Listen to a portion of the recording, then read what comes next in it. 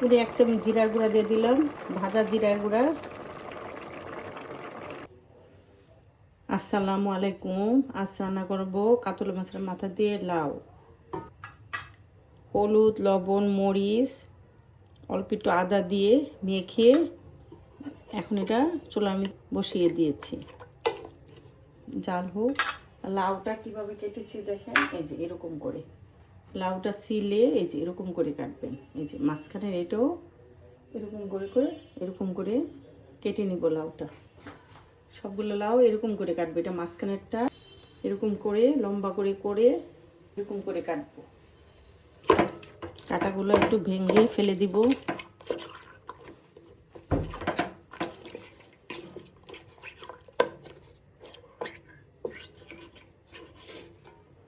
এই বড় বড় কাটাগুলা ফেলে দিব, বড় বড় কাটা এগুলো আমরা ফেলে দিব। মাছটা পাক উঠলেই নরম হয়ে যায়, তখন কাটাগুলো ফেলতে সুবিধা। আপনি আলাদাও সিদ্ধ করে কাটাটা ফেলে দিতে পারেন মাছের। এই যে অনেকে কাটা পছন্দ করে, আমি কাটাটা ফেলে দিই। যে কাটাগুলা খুলে যায় সেগুলা ফেলে দিই। এই যে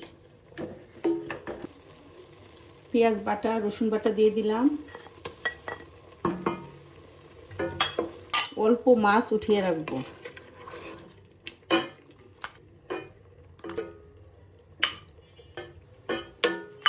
লাউটা দিয়ে দিব, কাঁচামরিচগুলো দিয়ে দিব। কাঁচামরিচ আস্ত এবং কাটা, অল্প পানি দিব।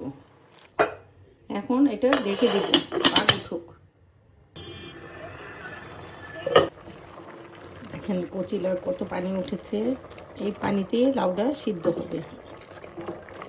লবণটা দেখব, লবণ পরিমাণ মতো দিয়ে দিলাম। কি দিব, কাছে থেকে পাড়া, বিচি নাই দেখেন। আর পাশের চুলায় এটা বসিয়ে দিয়ে এটা বাগার দিব। রাজুগিরে লাউ। যেমন গরুর মাংস আমরা কষাটা বেশি পছন্দ করি, যে গরুর মাংস কষা হলে আর কিচ্ছু লাগে না, এরকম লাউয়ের ভিতরে এই রান্নাটা হইলো একবারে 1 নম্বর রান্না। এটাই আপনাদের দেখাচ্ছি কিভাবে রান্না করে। তেল দিব, পেঁয়াজ কুচি দিব, তেল দিব। একবারে সিদ্ধ হয়ে গেছে। লবণটা দেখবো, এটা দিয়ে দিলাম। মাছটা এখন দিয়ে দিব।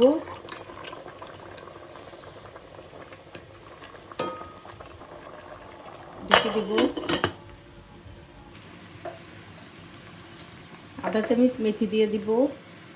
লাউ রান্নাটায় আমরা মেথি দিয়ে আপনার রুই মাছ, যে কোনো জিওল মাছ দিয়ে লাউটা রান্না করতে। আমাদের এই রান্নাটা হলো আমাদের লাউয়ের রান্নার হলো বেস্ট রান্না। আস্ত মাছ টুকরো করে রান্না করা যায়, আর মাছের মাথা দিয়েও রান্না করা যায়। পেঁয়াজটা বেরেস্তা হয়ে গেছে, এখন ঢেলে দিব।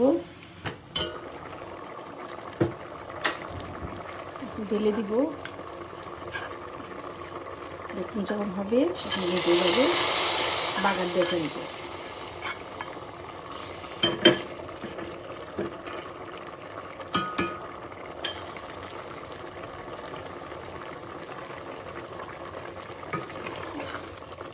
এরকম কচি লাউ দিয়ে আমরা এই রান্নাটা করি।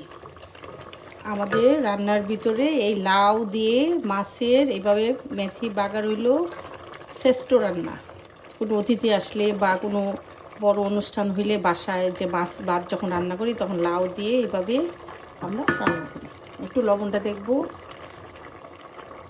লাউটা খুব এখন ধনিয়া পাতা দিব। দেখেন ধনিয়া পাতাটা কত বড় বড় করে কেটেছি। দুটো মাঝখানে একটা দুইটা টুকরা করে দিয়েছি। উপরে পুরো 1 চামচ জিরার গুঁড়া দিয়ে দিলাম, ভাজা জিরার গুঁড়া। মজার একটা লাউ রান্না। রান্নাটা কত সুন্দর হয়েছে, আর নাড়া দিব না।